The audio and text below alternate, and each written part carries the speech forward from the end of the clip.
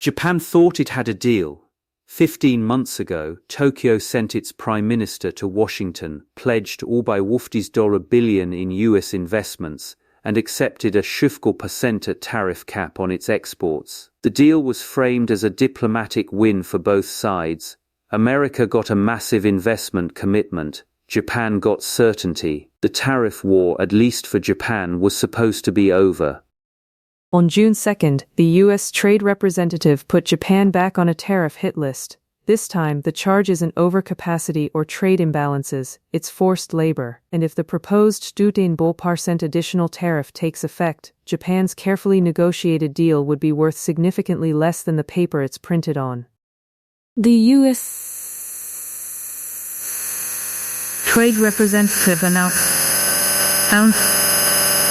findings from 60 simultaneous sections.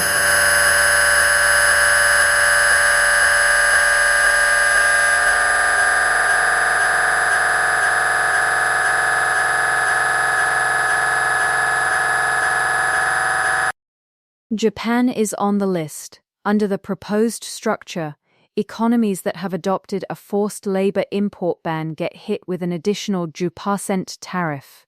Economies that have made no such commitment, and Japan has made none, face 0%. Japan currently faces 0% tariffs on most exports to the United States under the bilateral framework agreement signed in September 2022. If these Section 3 tariffs stack on top, Japanese exporters would face a combined rate of 20%. That is almost exactly where things stood before the deal. The $50 billion investment pledge, the diplomatic summits, the goodwill, it would have bought Japan about 18 months of relative tariff peace. The comment period is open until July 6th. A public hearing is scheduled for July 7th. This is still a proposal, not final policy. But the legal mechanism behind it is real, and the timeline is short.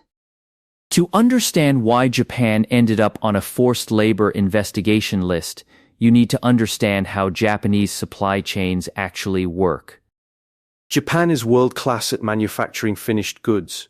Toyota makes the car, Fanuc makes the robot, Shin Etsu makes the wafer, but behind all of that sits a layer of midstream processing, chemical refining, material transformation, component fabrication that Japan has largely outsourced to China over the past 3 decades.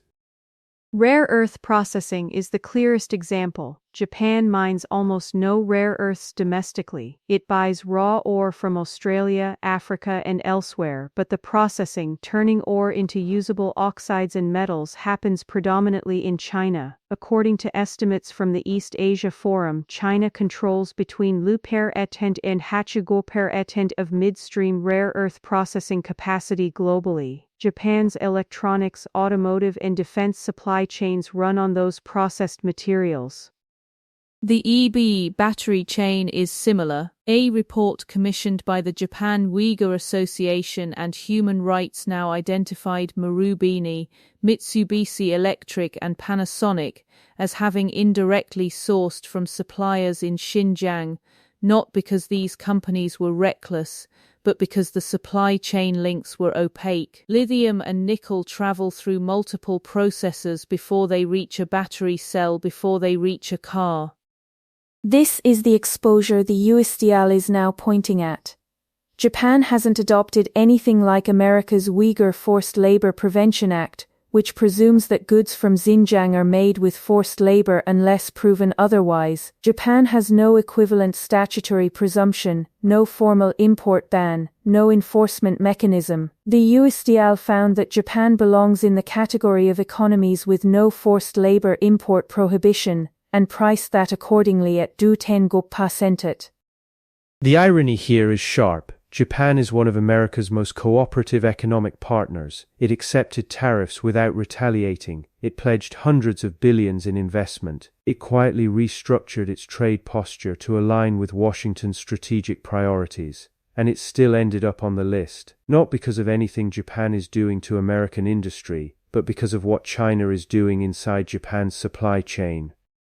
It's worth noting that Section Sembrei is a different legal authority from the one underpinning the bilateral framework agreement. As we've covered in a previous episode, the US deployed Section Sembrei against Japan earlier this year on overcapacity grounds. These forced labor investigations are 60 separate Section Sembrei proceedings. The existing deal capped tariffs imposed under IEP, the Emergency Economic Powers Authority that Trump used to launch the original tariff wave. IEP is not Section Sembrei 10. They are different statutes with different investigative requirements and different tariff authorities. That is the legal trap Japan now finds itself in. The bilateral deal didn't include a forced labor import prohibition commitment, so Japan doesn't qualify for the lower 2% rate. And because Section Sembrei operates independently from IPA, the 2% cap in the bilateral deal may not shield Japan from additional Section Sembrei tariffs at all. U.S. Trade Representative Jamieson Greer said on June 4, 2 days after the forced labor announcement, that a deal is a deal, reassuring Japan and the EU that the existing tariff caps would hold. But Greer's comment was specifically about new universal tariff proposals. It did not address whether Section Sembrei forced labor tariffs would be treated as within or outside the bilateral framework. That ambiguity is precisely the problem. The sectors most exposed are autos, electronics, and industrial machinery, Japan's three largest export categories to the United States, which together account for well over half of Japan's 5.65 billion in annual U.S. exports. Japan has options, but none of them are fast. The most direct path is to adopt a forced labor import ban, a statutory prohibition on importing goods produced with forced labor, before July 7th. That would move Japan into the 2% category rather than 2.5%. It sounds simple, it isn't. Japan's parliament doesn't move on 6-week timelines, and establishing an enforcement mechanism credible enough to satisfy the USTR would take years. The second path is the comment period.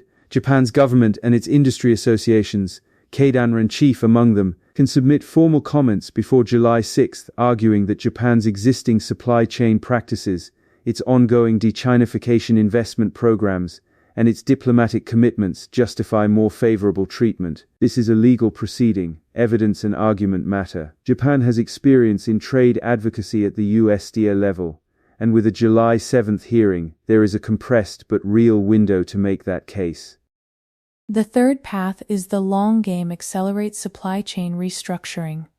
Japan has been working for years to reduce its dependence on Chinese processing for rare earths and battery materials. JOGMEC, Japan's state minerals agency, has funded alternative processing investments in Australia, Canada, and Southeast Asia. The problem is that de-Chinification at scale takes a decade, not a quarter.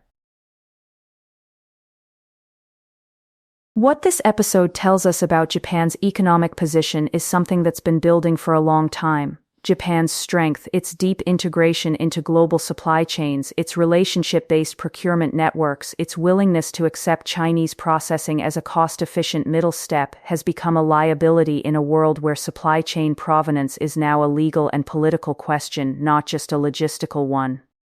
The forced labor investigation is in this sense less a judgment on Japan's ethics and more a snapshot of how trade law is evolving. The question of where a product comes from is no longer just about tariff rates, it's about who touched it along the way, and in Japan's case, a significant share of what it makes has been touched at some point by Chinese processing facilities operating in regions that the US government has decided it will not ignore. Japan has until July 6 to make its case. After that, the decision belongs to Washington. The $140 billion question is whether the most cooperative ally in America's trade war just discovered that cooperation wasn't enough. Word count, Senyu Bailasish words. Estimated duration Tilling all minutes at Bailasish WPM. Format news flash.